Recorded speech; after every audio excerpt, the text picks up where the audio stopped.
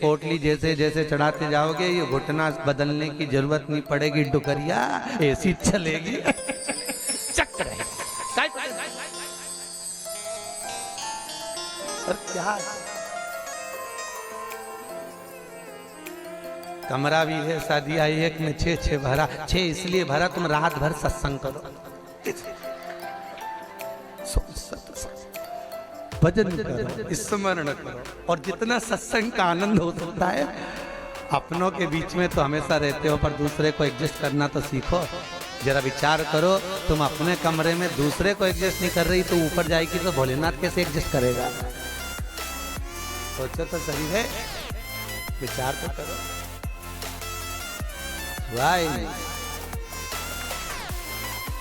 भगवान शिव की कथा है, 24,000 श्लोक शिव महापुराण में है, 12 संहिता, और एक एक संहिता भगवान शंकर को समर्पित है। भगवान शिव 6 सूत्र शिव महापुराण के हैं कि शंकर को पाने के 6 सूत्र बताएं। पहला, मस्तक पर तिलक लगा दो, त्रिपुंड लगा दो। नहीं लगा सकते तो गले में रुद्राक्ष की माला पहन लो। इतना भी नहीं कर सकते, तीसरे नंबर का सूत्र है कि भगवान शंकर का मंत्र जाप कर लो, नमः शिवाय, ओम नमः शिवाय। ये भी नहीं कर सकते तो मंदिर में शंकर जी को 1 लोटा पानी चढ़ा दो, चौथा सूत्र। 5वां सूत्र है, इतना भी नहीं कर सकते तो किसी शंकर के मंदिर के पास में से निकल कर चले जाओ तो शंकर के मंदिर का शिखर का दर्शन हो जाएगा। शिखर दर्शनम सर्व पाप नाशनम, बस उतना भी बहुत है। ये 5। और 6ठे नंबर का सूत्र है, अगर इतना भी नहीं कर सकते तो पूरी जिंदगी में अगर 12 ज्योतिर्लिंग पर पहुंचकर शंकर की कथा को सुन लोगे तो फिर दूसरा जन्म नहीं होता। ये 6 सूत्र शंकर को पाने के हैं, भगवत भक्ति को पाने के हैं, भगवत रस तत्व को पाने के हैं। 6 सूत्र शंकर का अनुमोदन करें। ऐसी कौन सी भूमि है, ऐसी कौन सी जगह है जहां शंकर नहीं है? हर जगह, हर तत्व में, कण कण में, हर जगह पर वही तो समाया। बस हमारे नेत्र परखैया नहीं है, इसलिए हम पहचान नहीं पाते। बहुत दुनिया के लोग बहुत कम पहचान कर पाते हैं। बस अंतर तब आता है एक घर के बुजुर्ग माता पिता को और एक परमात्मा को लोग अंतिम तक नहीं पहचान पाते। अंतिम तक बहुत कठिन। माता पिता सब कुछ दे देते हैं बच्चों को। एक सास अपनी बहू को जब पसंद करके आती है, जो सास कभी अपनी देवरानी जेठानी की एक अंगूठी नहीं दे वो हाफ सेट दे के जाती है। सोचो जरा, विचार करो। खुद कैसी भी साड़ी पहने पर बहू को एक से बढ़कर एक चढ़ावे में चढ़ा देती है। तैयार होने का डब्बा भी देती है, नंबर की चप्पल भी देती है, सब कुछ देती है। शादी नहीं होती उससे पहले ना जाने कितना सास बहू को दे आती है। कितना विश्वास सास का बहू पर होगा। और बहू जब पहली विदाई में घर से सास के यहाँ से जाती है तो अलमारी में ताला लगा के चाबी घर ले जाती है। सोचो, सास ने कितना विश्वास करा, सब कुछ दे दिया, और बहू ने ऐसा विश्वास करा कि चाबी तक बतौर के पहली विदाई में उनकी नंदी आएंगे डोबना विश्वास भरोसा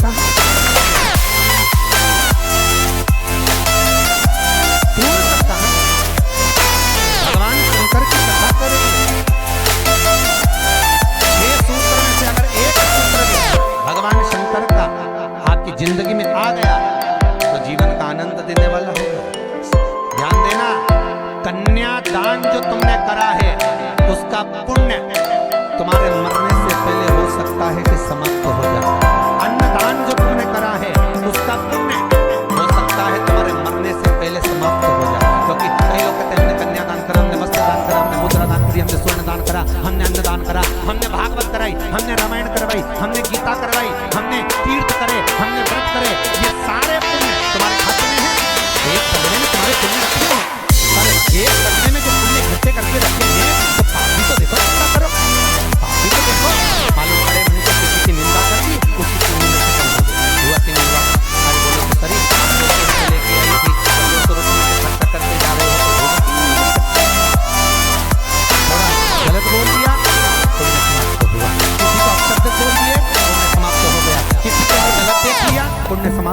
गया, किसी के लिए गलत सुन लिया, पुण्य समाप्त हो गया। हमने पुण्य तो बहुत कमाया, हमने ढेर पुण्य इकट्ठा करा, कन्यादान, वस्त्रदान, अन्नदान, मुद्रादान, स्वर्णदान, भागवत, रामायण, गीता, यज्ञ, अनुष्ठान, पूजा, गुरु पूजा, सब कुछ करे, पुण्य तो ढेर इकट्ठा करा। और मरने से पहले सारा पुण्य बोलने से, अपशब्द कहने से, ताना देने से, निंदा करने से, समाप्त हो गया। और समाप्त की कथा सारे पुण्य तुम्हारे मरने से पहले भले समाप्त हो जाएंगे, पर शिव महापुराण की कथा यदि तुमने भूल से भी 5 मिनट की भी सुन ली तो वो जिंदगी भर अटल और अमर हो जाती है, वो कभी समाप्त नहीं होती। शिव महापुराण के पुण्य कभी समाप्त नहीं होता, शंकर का किया हुआ पुण्य कभी समाप्त नहीं।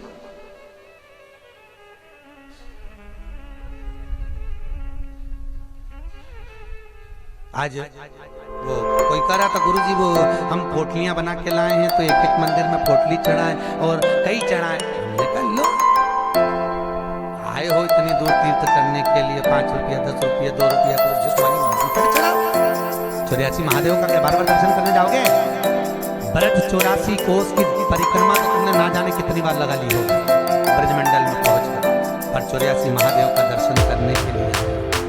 और वो 84 महादेव जिसको स्वयं भगवान शंकर की बहन छित्रिया ने प्रकट किया, शंकर के ही रूप तत्व से 84 रूप में उनको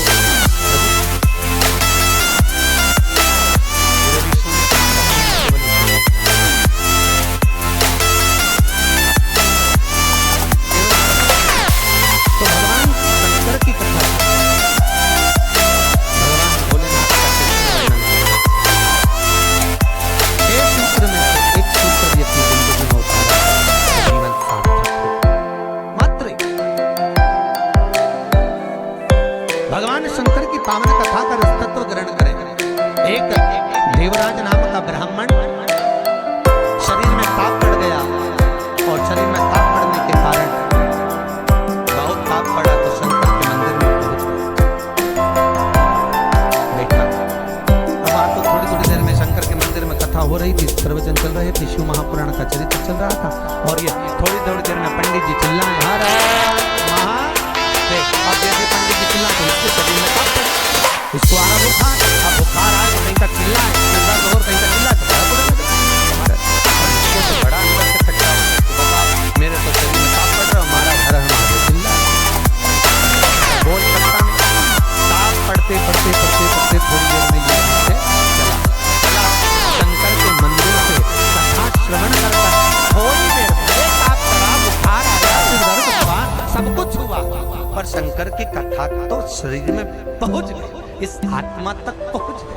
होता है जब घर से चले होगे तो सोचे बुखार सर दर्द हो रहा, ये हो रहा, वो हो रहा, शंकर के सामने पहुंच गए तो ये सोचने की तुम ना पिछले सेवा समिति के करने पर नहीं, ना पाठक के करने पर नहीं, यहाँ हमारे कहने पर नहीं आते, यहाँ तो हम भी बुलाते तो तुम नहीं आते। ये नीलाद्री महाकाल का राजा है, महाकाल राजा का एक नियम है, यहाँ कोई राजा, कोई मंत्री, कोई बड़े से बड़ा राजपाट वाला इस नगरी में रात नहीं रुक सकता, यहाँ का नियम है, क्योंकि यहाँ एक ही राजा, कौन सा? महाकाल राजा, बस उसी का राज्य चलता। तो जब उसके घर में आए हो तो हम कौन बुलाने वाले? बोलो तो सही। उसने बुलाया, उसने ठहराया, उसने खिलाया, उसने घुमाया, 5 दिन घूमो फिरो, उसका दर्शन करो, आनंद करो, घरे जा। घर वाले पूछे कहाँ गई थी, तो कहना महाकाल के घर गई थी, उसने बुलाया। रामकृष्ण परमहंस जी से एक ने कहा, रामकृष्ण परमहंस जी से बोले, अरे रामकृष्ण परमहंस जी, हमने सुना है कि माता जगतजननी जगदम्बा शारदा भवानी माँ देवी आपसे बात करने के लिए आती हैं, आपसे मिलने के लिए आती हैं। रामकृष्ण परमहंस जी ने कहा, तो रामकृष्ण परमहंस जी, अगर देवी जी तुमसे मिलने आती हैं, देवी जी तुमसे बात करने आती हैं, जगदम्बा तुमसे मिलने के लिए आती है, तो रामकृष्ण परमहंस जी एक काम करो ना, एक आध बार माता जी को हमारे घर भी भेज दो। हंसी उड़ाने वाले तो कुछ भी बोल देते हैं, एक आध बार माता जी को हमारे घर भेज दो। रामकृष्ण परमहंस जी ने कहा ठीक है, एड्रेस बता दो, देवी जी को तुम्हारे घर भेज देंगे। बोलो एड्रेस क्या है? उस व्यक्ति ने कहा फलाना गली में, फलाना मोहल्ले में, ये वाले मकान में, इस नंबर में, इस जगह पर मैं रहता हूं। रामकृष्ण परमहंस जी ने कहा, स्वामी विवेकानंद के गुरु रामकृष्ण परमहंस जी कहते हैं जो एड्रेस आपने दिया ये तो आपके घर का है, ये आपके घर का एड्रेस है, आपका एड्रेस दीजिए, आप कहाँ रहते हैं? उसको लगा मैं दुकान पे रहता हूं तो हो सकता दुकान का मांग रहा है, उन्होंने दुकान का एड्रेस दे दिया। रामकृष्ण परमहंस जी बोले ये तो दुकान का एड्रेस है, आप कहाँ रहते हो, आपका एड्रेस दो। तो रामकृष्ण परमहंस जी के शब्द सुने तो उस व्यक्ति ने कहा ये हमारा ही तो एड्रेस है। रामकृष्ण परमहंस जी बोले जिस घर का एड्रेस दिया वो तो घर का है, जिस दुकान का एड्रेस दिया वो तो दुकान का, कि दुकान यहाँ है वो वहां घर है, तू कहाँ रहता है, तेरा एड्रेस बता, तू रहता कहाँ है? रामकृष्ण परमहंस जी के शब्द सुने, उसने चरण पकड़ लिया और रामकृष्ण परमहंस से पूछा आप बताओ कि मेरा निवास कहाँ है? रामकृष्ण परमहंस जी कहते हैं इस शरीर का आखिरी निवास तो शमशान है, मनुष्य वहां निवास करने वाला है। बस ये आत्मा परमात्मा के चरणों में रहे और शरीर आखिरी में वहां पहुंच जाता है, आखिरी में। बड़े आश्चर्य में लोग बताते हैं हम वहां रहते हैं, तुम नहीं रहते, तुम्हारा घर रहता है, तुम चले जाओगे घर में ही रह जाएगा, अभी तुम्हारा एड्रेस है फिर तुम्हारे बेटे का हो जाएगा। अरे बोलो तो, फिर बेटा गया पोते का हो जाएगा, पौता गया पर पोते का हो जाएगा, वो तो घर का पता है, तुम्हारा एड्रेस क्या है, तुम किस पते पे रहते? अताना पता जबरदस्ती के लापता घूम रहा, काय का पता तुम्हारा? जबरदस्ती के छाती ठोक के मेरा घर मेरा घर मेरा घर। एक आध दिन यमराज आई गया, उठा के ले गया, सब धाड़ धाड़ रोएंगे। 2-3 महीने के बाद, 4-6 महीने के बाद बेटा नेम प्लेट निकाल के खुद की चिपका देगा, मेरा घर काय का घर तुम्हारा?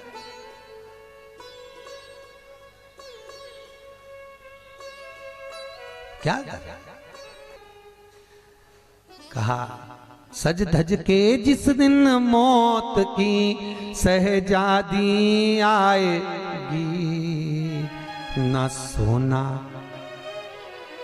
हमसे भी लोग कहते हैं गुरुजी तुम कथा वाचते हो इतना सारा सोना मोना पहन के पहनते हो, तो हमने कहा जजमान लोग दे तो क्यों नहीं पहने?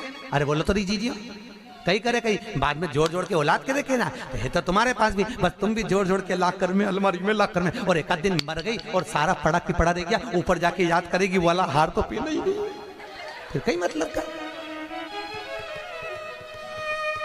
सब पहना कई करे वो कर।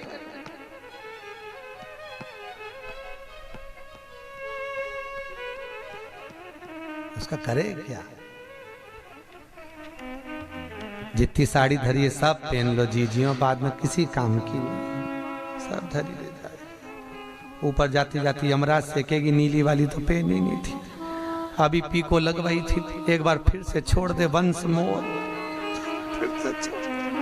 भगवान भी यमराज भी कहेगा चल ऊपर चल, अब कहीं नहीं पहने, ले गया वही करे। खूब जोड़ा, आखिरी में यही छोड़ा, और फिर इतना बड़ा फोटो टंगा, उनमें प्लास्टिक के फूल की माला, और वो भी पंखा में माला यूं हिले, पंखा में माला हिले और डोकरी फोटो में स्माइल दे। वो डोकरी भी इसलिए स्माइल दे कि बेटी हम भी जोड़ जोड़ के मर गए, यही टंग गए, तुझे भी टंगना है, इसलिए डोकरी भी हंसे, यही टंगे से जोड़ो। कुछ नहीं खाया, खूब जोड़ा, खाना खाने की फुर्सत नहीं थी, साहब सवेरे 8 बजे से रात को 10 बजे तक दुकान नहीं छूटे, नहीं छूटे।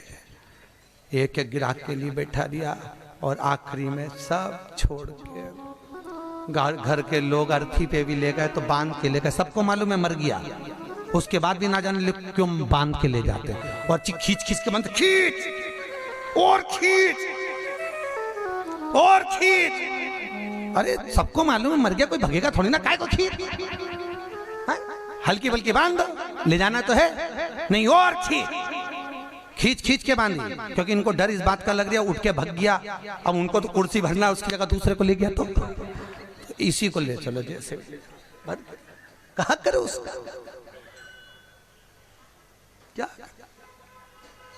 सज धज के जिस दिन मौत की शहजादी आएगी, न सोना काम आएगा न चांदी। छोटा सा तू कितने बड़े अरमान हैं तेरे, मट्टी का तू सोने जैसा मान है तेरे। मेरे को नहीं जानते, मेरे को नहीं पहचानते? अरे भेरू तुझे तो सब जाने, कोई नहीं, मेरे को नहीं जानते। मट्टी का तू सोने जैसा मान है तेरे, मट्टी की काया एक दिन मट्टी मिल जाएगी, न सोना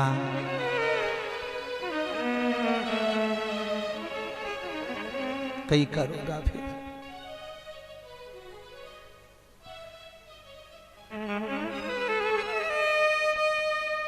गीता वाटिका गीता प्रेस में कथा बाची, क्या 3-4 साल हो गए गीता प्रेस गीता वाटिका।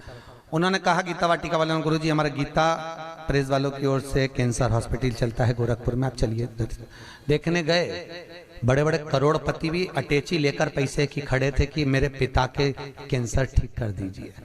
इनका ये पत्नी का कैंसर, अटैचियों में माल भरा था और कह रहे थे ये ठीक कर दीजिए, अटैचियों में माल भरा। काम आ सकता है, अटैची भर कर रखी हुई है, पर शिव महापुराण की कथा कहती है जहां पर औषधि भी काम नहीं करती, वहां पर शिव की करुणा काम कर जाती है और कृपा बरसा देती है। शिव की कृपा, शंकर करुणा करता। तुम एक बार विश्वास रखो उस शिव पर, उस शंकर पर।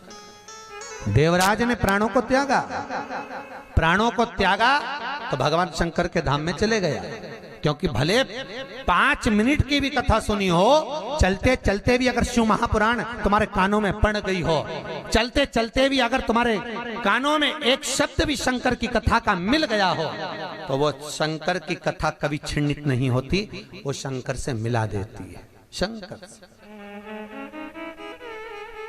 शिव से मिला।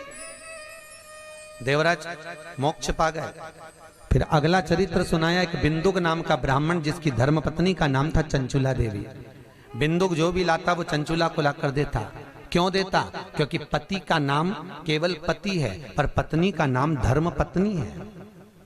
पति कुछ भी कमाई कर लाएगा वो अपनी धर्म पत्नी को देगा, क्योंकि ये धर्म में लगाती रहेगी। अगर ये मेरी कमाई को धर्म में लगाएगी तो मुझे भी बैकुंठ तक तो ले ही जाएगी। ये धर्म पत्नी है, धर्म पत्नी।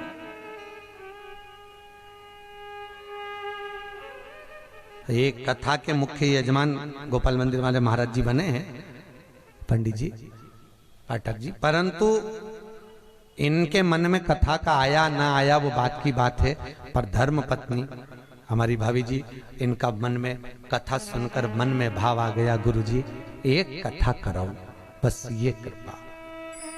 जिंदगी में एक बार शिव महापुराण, फिर ठाकुर जी की जो मर्जी, भोलेनाथ की जो, पर शिव पुराण तो करा लो।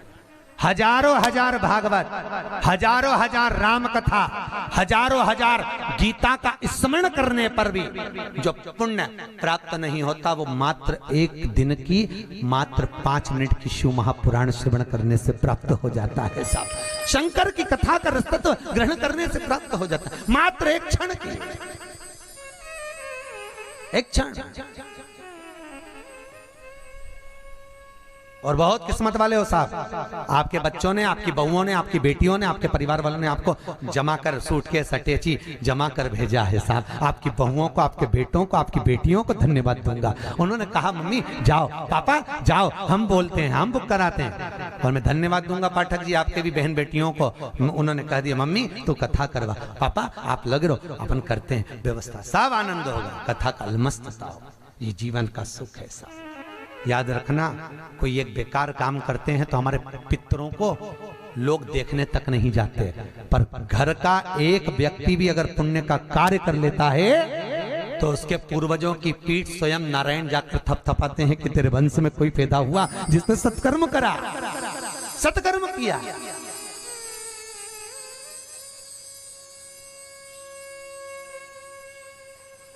पुण्यता। और ये मुख्य यजमान जो बने ये बहुत करोड़पति नहीं है, मंदिर के पुजारी जी हैं, भोपाल मंदिर में पंडिताई करते हैं, पूजा पाठ करते हैं।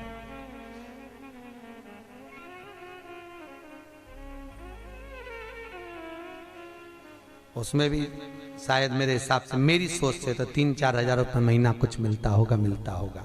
उसके बाद भी मन देखिए कि नहीं, कथा रस तत्व हो महाराज, श्रवण करें, जीवन का सुख पाए। और ये इनके ऊपर जो कृपा हुई है ये पूर्वजों की हुई है कहीं, और आपके ऊपर जो कृपा है, आप जो यहाँ महाकाल की नगरी में बैठे तो तुम्हारा तो है, पर तुम्हारे भी पितरों की ना जाने कितने पूर्वजों का आशीर्वाद होगा, उन्होंने धक्का मारकर तुम्हें महाकाल की नगरी में भेज दिया। कहीं पूर्वजों की, कहीं पितरों का आशीर्वाद, कहीं आहूत और वासुकों का आशीर्वाद जो हमको परमात्मा की शरणागति तक लेकर जा रहा है, भगवान के चरणारविंद तक लेकर। बिंदु को जो लेकर आता वो चंचुला देवी को देता, चंचुला देवी उसको भोग में लगा लेती है, पर चंचुला कभी धर्म में नहीं लगाती।